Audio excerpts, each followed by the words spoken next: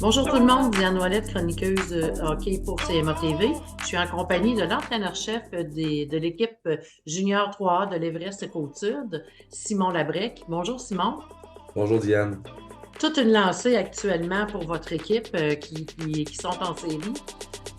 Oui, effectivement, depuis vendredi passé, là, ça l'arrête pas bien, bien. On a joué vendredi soir, on a rejoué samedi, puis cette semaine, on a joué mardi, mercredi. Alors, on a 4 matchs là, en peu de temps. Alors, oui, ouais, c'est un gros sprint qu'on a fait cette semaine, puis on rejoue demain soir. Là, alors, ça l'arrête pas bien, bien.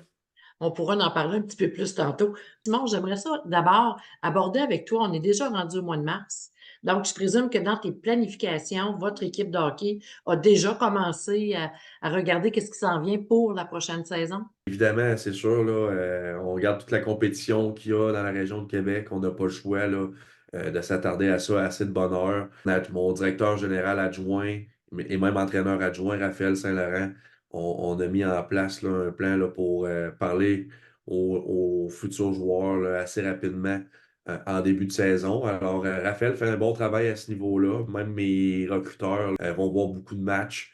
C'est vraiment de bonne augure, là. Je pense qu'on va être capable de mettre la main sur des bons jeunes talents. C'est sûr qu'avec la saison qu'on a cette saison, ça nous aide beaucoup là, à faire parler de nous. Puis, il y a une belle aura autour de notre organisation, c'est très positif. Alors les jeunes sont très intéressés à venir jouer chez nous l'année prochaine. Vendredi soir passé, à notre premier match là, de série contre Montréal, on a plusieurs jeunes midget 3 éliminés là, tu sais, dans leur ligue. Eux, ils ont été éliminés un petit peu plus de bonne heure. Alors, on a invité les joueurs à venir voir le match, à visiter la chambre, à venir voir le calibre de jeu. Fait beaucoup d'efforts là, pour attirer des joueurs chez nous, puis avoir une équipe compétitive année après année. C'est l'objectif. Est-ce qu'il y a beaucoup de joueurs qui vont demeurer dans l'équipe la prochaine saison? C'est sûr qu'on a nos 20 ans qui vont effectivement partir l'année prochaine. Là. C'est quand même des gros morceaux pour nous autres, mais c'est la réalité à chaque année. Puis pour toutes les équipes, tu sais, c'est souvent les meilleurs joueurs de chaque équipe, c'est les joueurs de 20 ans. On va perdre ces joueurs-là, mais on a encore des bons 19 ans là, qui sont chez nous. Tu sais, tu sais, c'est sûr que nous autres, la saison n'est pas terminée. Alors, à la fin de la saison, quand on va faire notre bilan de saison, on va parler à nos futurs 20 ans, des gars comme Félix Riverain, Dan Chrétien, Thomas Bégin, Timothée Saint-Pierre, Sorin, c'est tous des joueurs qui peuvent revenir chez nous l'année prochaine. Puis c'est des gars qui ont déjà de l'impact dans notre équipe cette année. Alors, on va regarder avec eux si c'est des choses qui peuvent les intéresser de revenir à jouer un rôle de 20 ans chez nous l'année prochaine. Puis on est confiant là, qu'on peut ramener la plupart de ces joueurs-là. Et puis pour le reste, c'est nos joueurs de 18-17 ans. C'est tous des joueurs qui veulent revenir jouer chez nous, je crois, là, pour l'année prochaine. Mais on va faire un bilan de saison avec eux à la fin de la saison. Notre but, c'est de ramener la plupart de ces joueurs-là, de déjà avoir un noyau de joueurs qui est déjà habitué à notre organisation, à notre équipe, pour que les futurs joueurs qui vont rentrer l'année prochaine aient déjà un noyau de joueurs d'expérience, des bons vétérans, pour qu'on soit compétitif l'année prochaine. Parce que vous êtes installé à Montmagny, évidemment. Ouais. Est-ce que des joueurs de ce territoire-là immédiat qui actuellement peuvent revenir et qui se démarquent dans les calibres midget 3 ou ailleurs? Plus précisément, à Ben, Montmagny-Lillet, là. ouais, Est-ce ben, que c'est sûr, pour être honnête, il n'y en a pas une tonne.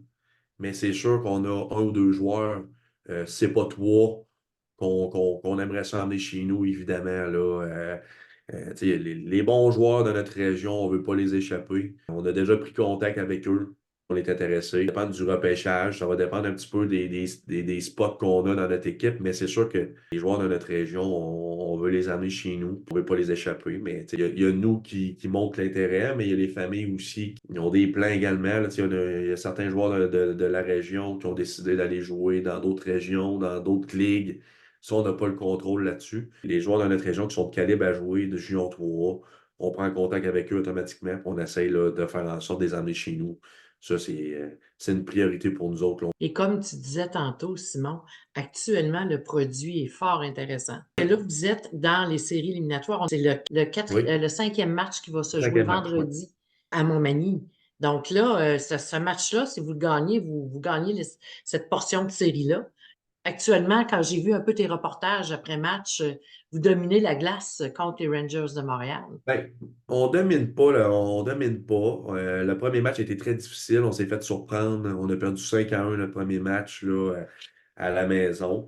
Je pense que ça. Tu sais, les gars voulaient tellement bien faire. Tu sais, on a fini troisième, on a fini à 1 point de la première place.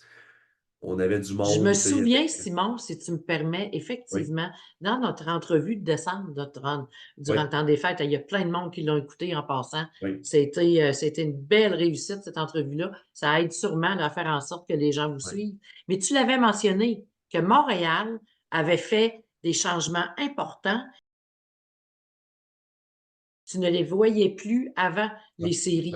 Donc, c'est possiblement ça qui s'est produit, là. La Ben, c'est surprise, ça. peut-être un peu? Montréal, là, on les a joués 4 fois avant les fêtes. C'est ça, Puis, ouais. à la date limite des transactions, on est allé chercher Alex Blais, puis une panoplie d'autres bons joueurs, qui fait en sorte que cette équipe-là a changé complètement l'image de l'équipe. Depuis le retour des fêtes, qui ont perdu, je pense, 3 matchs, je pense, ou trois, c'est pas quatre, là, au gros top.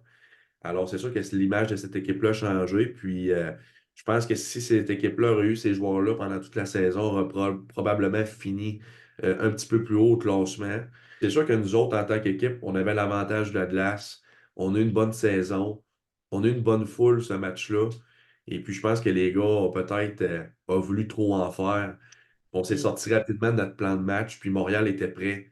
On a super bien joué ce match-là. Alors, on l'a échappé 5-1. Mais ce qui est le fun là-dedans, c'est que dès le lendemain, on est allé jouer à Montréal, puis on est allé gagner ça sur leur glace.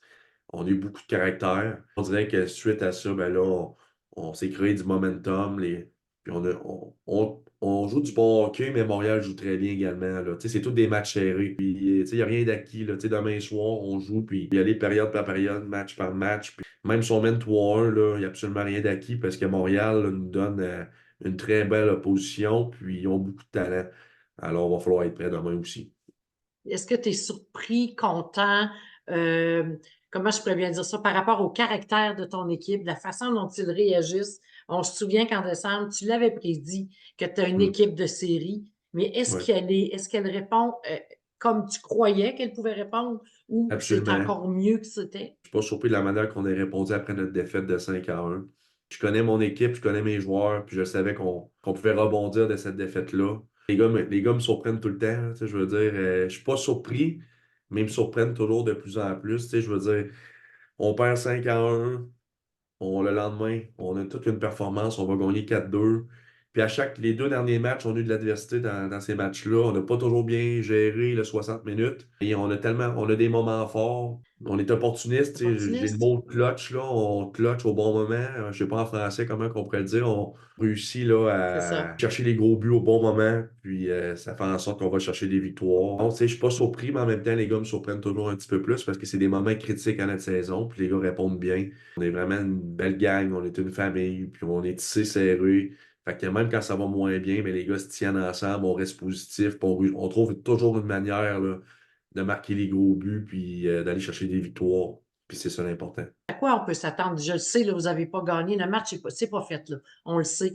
Mais juste pour donner une idée à nos gens, qu'est-ce qui peut arriver après ceux qui vous suivent peut-être un peu moins, mais qui pourraient être intéressés à y aller vendredi. Et en tout cas, en gagnant cette portion de série-là, est-ce que c'est les demi-finales qui arrivent à ce Ouais, moment-là? exactement. Si on gagne cette ronde-là, après ça, on tombe en demi-finale. Fait qu'il va rester seulement 4 équipes dans la ligue qui vont être actifs.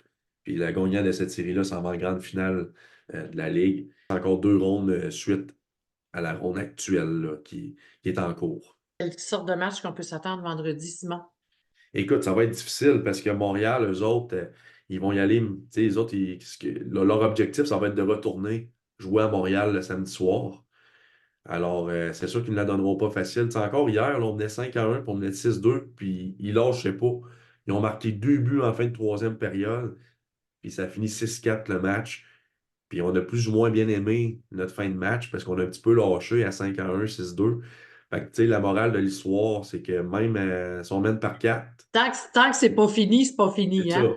Exactement. Puis vraiment, Montréal, là, lâche pas, puis joue du bon hockey. Mais c'est sûr que nous autres, quand on joue à notre manière, puis qu'on joue dans ce qu'on veut, dans notre identité, dans notre structure qu'on a implantée depuis le début de l'année, on joue bien, puis on est capable de battre cette équipe-là.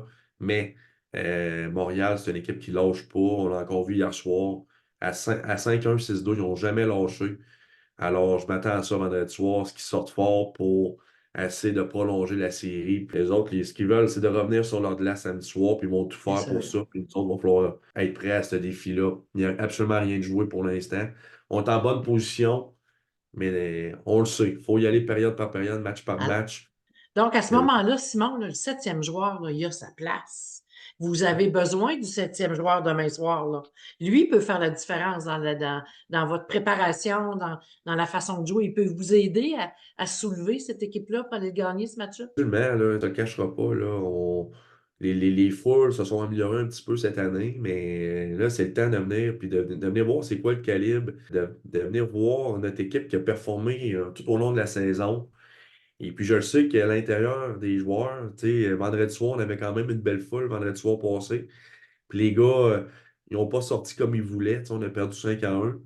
Mais les gars sont allés chercher 3 victoires. On rejoue chez nous un vendredi soir.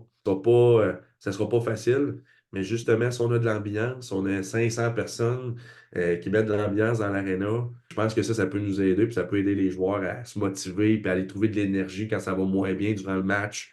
On a des avantages numériques à tuer, ben, d'avoir de l'énergie. Peu importe, les partisans sont importants pour nous autres. Puis on veut que les gens à Montmagny ou dans la région, là, les gens se présentent à l'aréna pour venir découvrir notre équipe, puis le calibre Junior 3.